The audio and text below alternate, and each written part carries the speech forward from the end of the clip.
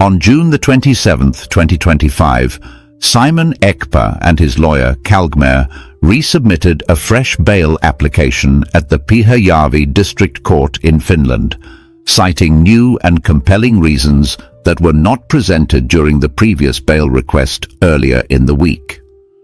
The presiding judge acknowledged that the new application introduced updated facts and recognized Simon Ekpa's right to a fair hearing. The judge said, bail should be fairly considered and confirmed there were indeed new grounds for reassessment. Simon Ekpa's lawyer argued that his client is not a flight risk, poses no danger to the public, and is ready to comply with any strict bail conditions such as house arrest or monitoring. He emphasized that bail is a legal right and not a favor. The prosecuting lawyer opposed the renewed bail application, stating that Simon Ekpa's influence online has already incited violence in Nigeria and that his release could endanger witnesses and the integrity of the trial. The prosecution warned that Simon Ekpa has access to international resources and a large emotional following, making it risky to release him. They stressed that even with restrictions, Simon Ekpa could still spread inciting messages quickly through digital platforms. Simon Ekpa's lawyer responded that the prosecution's claims were based on speculation and fear rather than facts. He argued that Simon Ekpa has cooperated with authorities, has fixed addresses, and has not obstructed the legal process in any way. The prosecution replied that Simon Ekpa's past behavior was proof enough of his future risks, citing his online activities as directly linked to violent incidents in Nigeria. They emphasized the need to preserve public trust and avoid renewed unrest. The prosecution formally requested to present a Finnish police officer as a witness to give professional insights into Simon Ekpa's activities and the broader security risks his release might pose, both in Finland and Nigeria.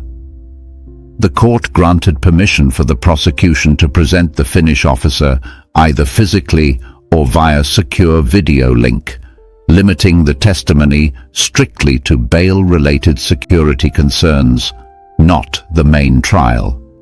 A Finnish police officer testified that Simon Ekpa runs a structured media network in Finland, which has broadcast messages causing unrest in Nigeria.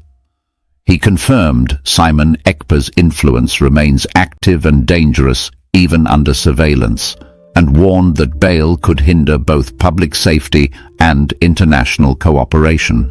Simon Ekpa's bail application was resubmitted at the Pyhäjärvi District Court in Finland, and the proceedings saw heated exchanges between the prosecution and the defense over the risk his release might pose. A Finnish police inspector testified that Simon Ekpa has been under surveillance for online activities allegedly linked to unrest in Nigeria, including incitement through digital platforms. The prosecutor stressed Simon Ekpa's digital influence, highlighting that his large social media following and encrypted communication methods make him a continuing security risk even under bail restrictions. The Finnish police witness confirmed that Simon Ekpa has not committed violent acts personally, but insisted his digital influence has triggered real-world violence and unrest in Nigeria. The prosecution warned that granting bail could compromise public safety, affect Finland's international reputation, and potentially damage diplomatic relations with Nigeria due to Simon Ekpa's ongoing activities. Simon Ekpa's lawyer defended him by arguing for freedom of speech, stating that strong political language does not equate to inciting violence and that bail conditions could effectively restrict any misuse of communication.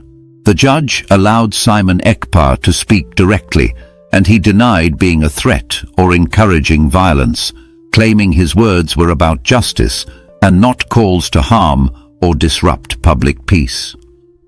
Simon Ekpa emphasized he has never supported or celebrated violence, and that if anyone misinterpreted his message, it was without his support or instruction.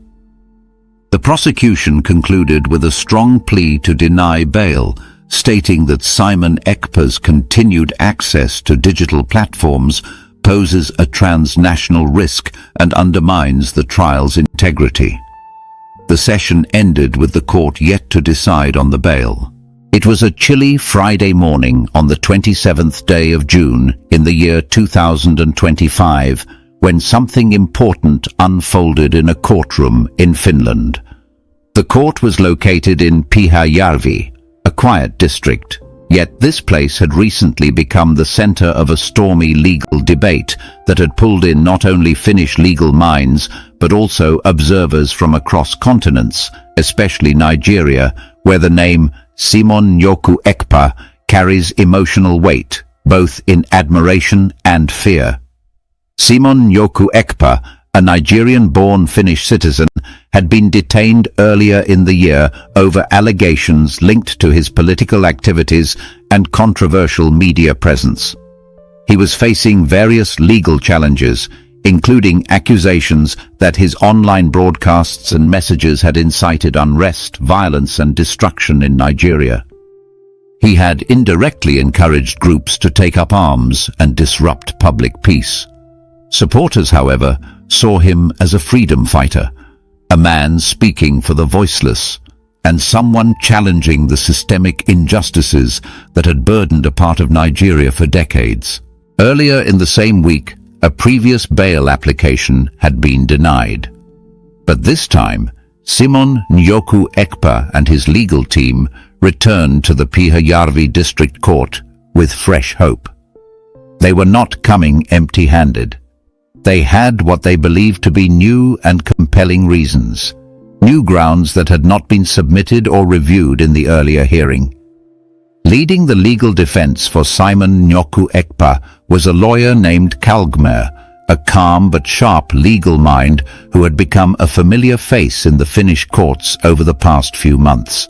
The courtroom was filled with tension as the session opened. The judge, an elderly but respected figure whose name had not been made public due to Finnish privacy regulations, was known for being fair and methodical. When the bail application was formally resubmitted, the judge acknowledged the effort, stating clearly and firmly that a fair judicial system must recognize the legal right of any individual to reapply for bail if there are new facts or justifications to consider.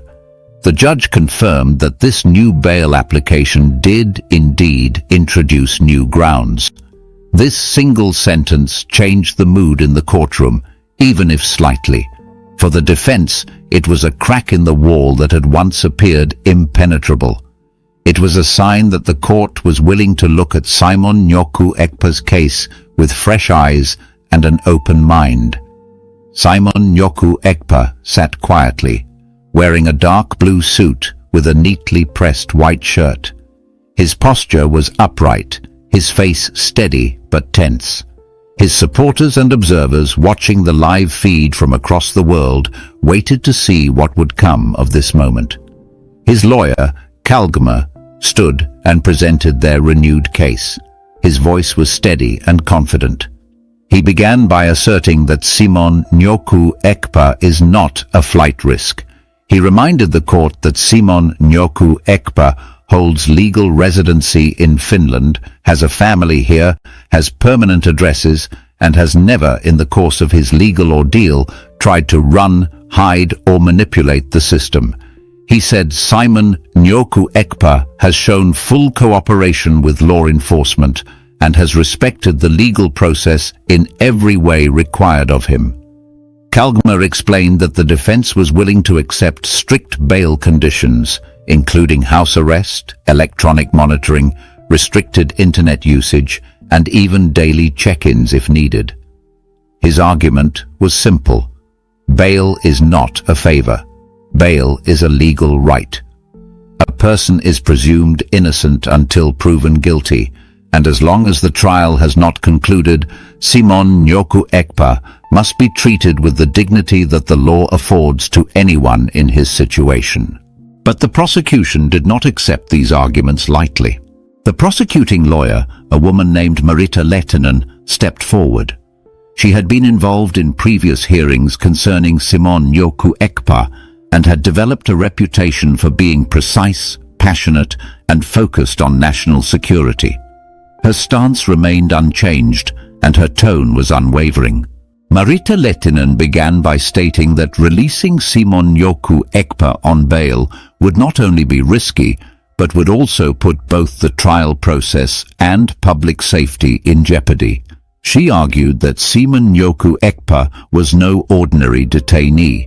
He was a man with a large online presence, an emotional following, and the ability to spread messages quickly through encrypted digital platforms, sometimes even anonymously. She reminded the court of the violent events that had taken place in southeastern Nigeria, events that security agencies had linked to messages and orders that had allegedly come from Simon Yoku Ekpa's broadcasts. According to the prosecutor, Simon Yoku Ekpa did not need to be physically present in Nigeria to incite violence. His digital influence crossed borders, stirred emotions, and often led to clashes, roadblocks, kidnappings, and killings in Nigeria's Igbo-speaking regions.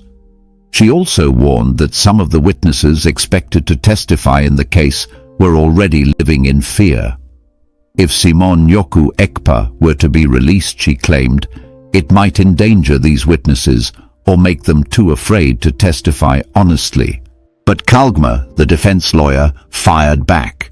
He said that the claims made by the prosecution were rooted in assumptions and fear rather than provable facts. He pointed out that Simon Yoku Ekpa had never been found with weapons, had never personally committed a violent act, and had never obstructed any police investigations. He emphasized that Simon Yoku Ekpa's speech, no matter how passionate or political, did not equate to criminality unless there was direct proof that he ordered violent actions. The arguments continued for over an hour, each side battling not just on legal grounds but also on moral ones.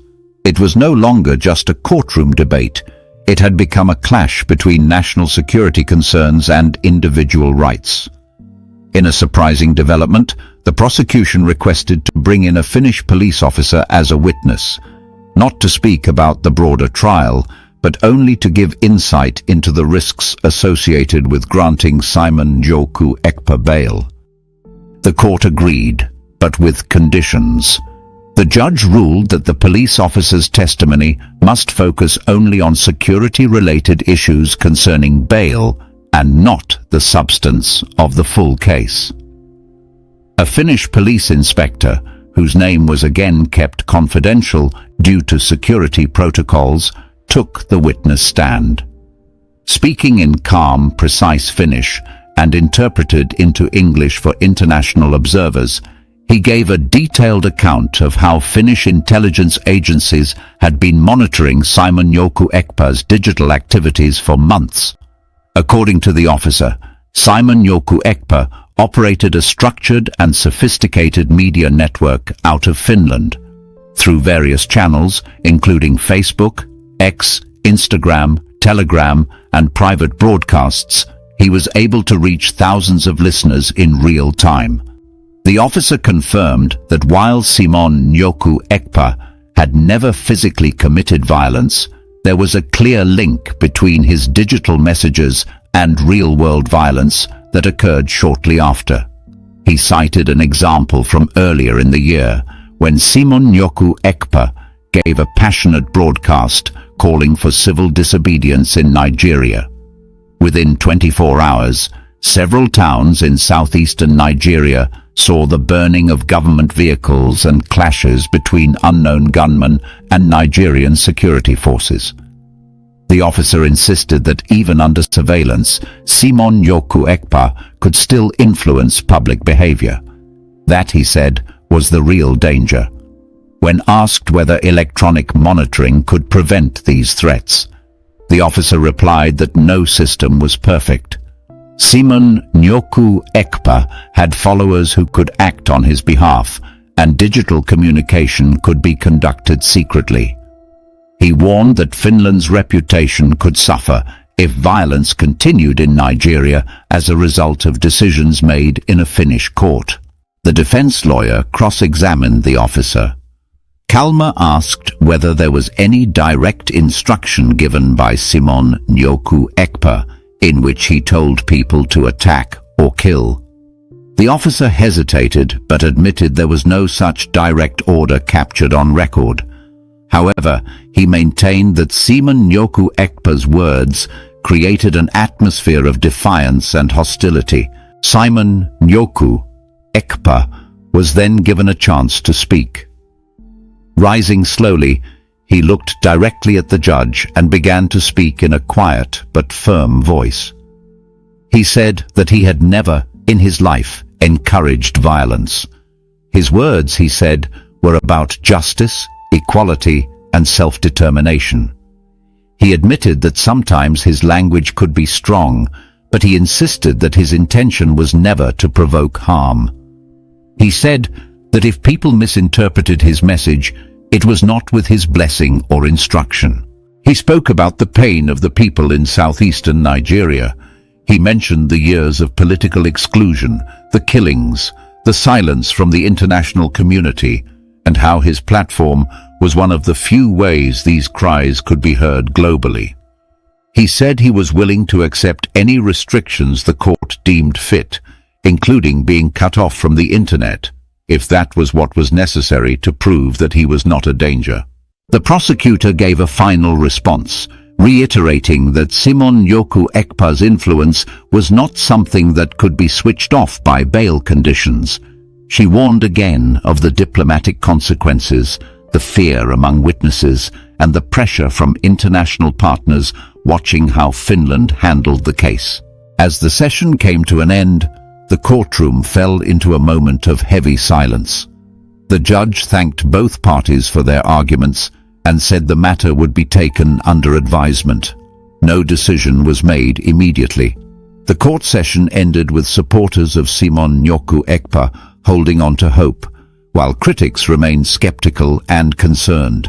What had started as a routine legal hearing became something larger, a moment that tested the balance between justice and national security, between free speech and public safety, between the legal rights of one man and the fears of two nations. Now, the world waits for what the Finnish court will decide. Will Simon Nyoku Ekpa walk out on bail, or will he remain behind bars as the trial continues?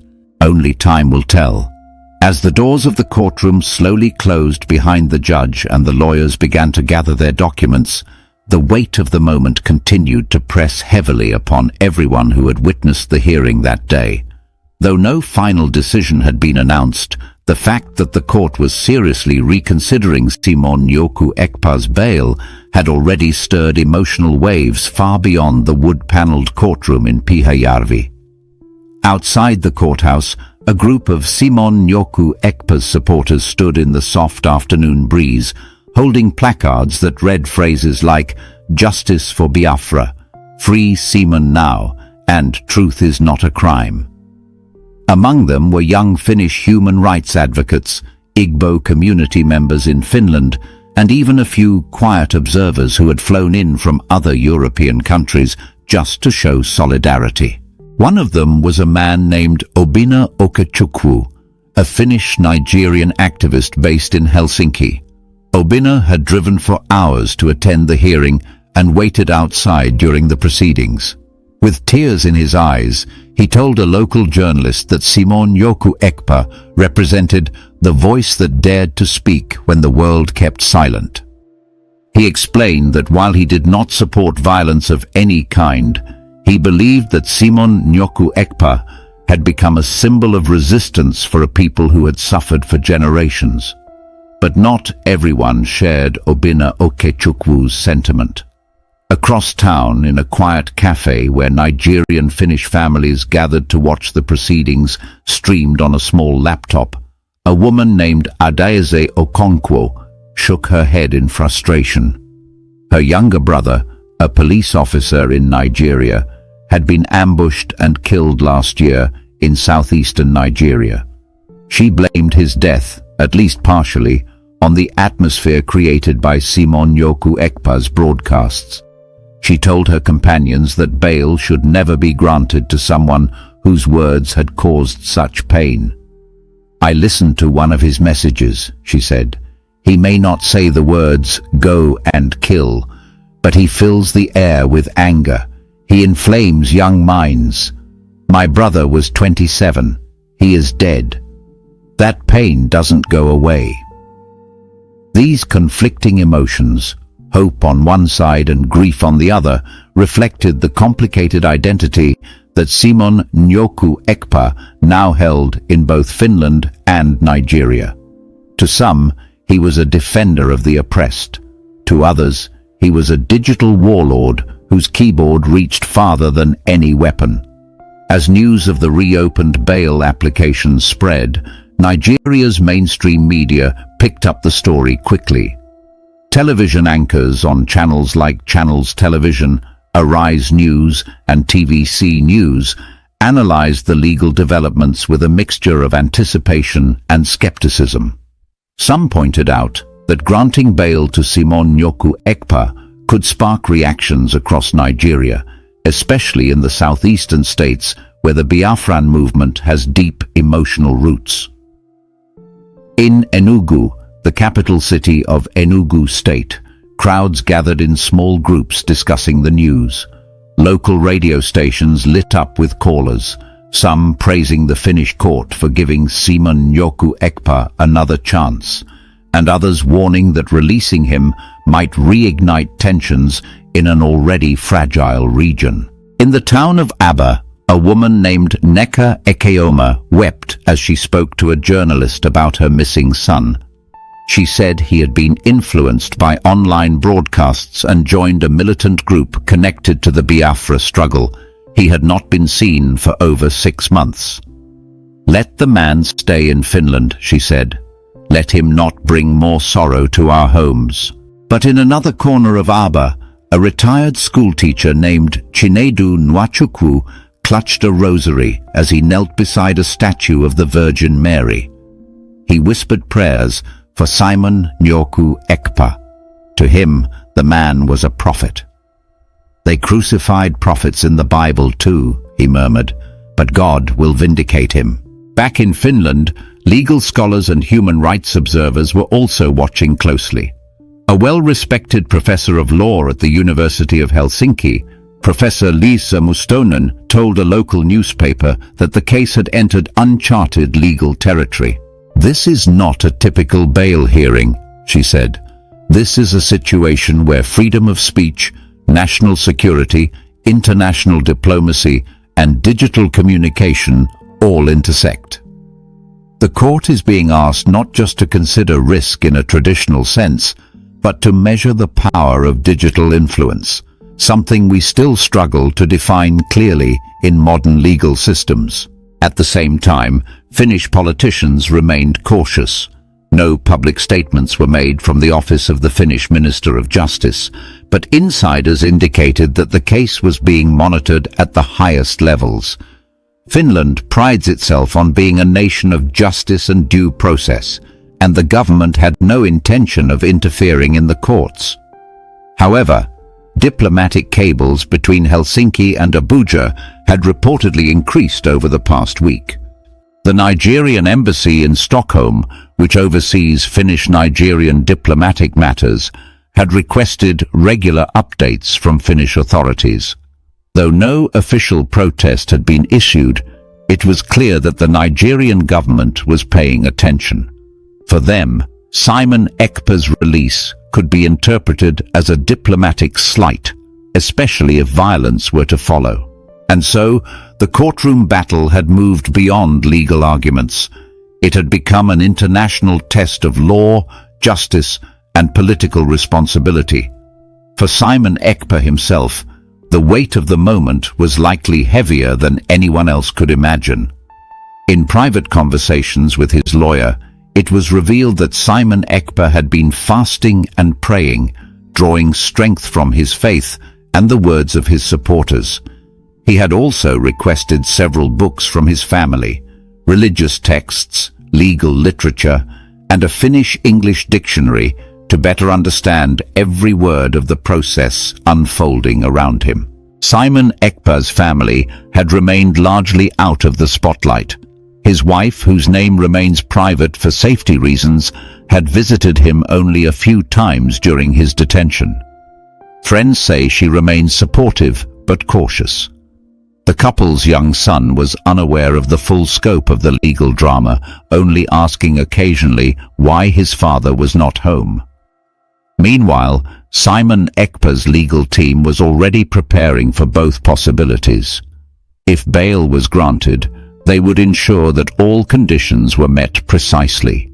If it was denied again, they were ready to appeal to a higher court or request a different set of conditions. This is the end of our news update. Please click the icon on the top right corner of your screen to watch my next video. You will enjoy it. I will see you again in my next update. Enjoy the rest of your day. Goodbye for now.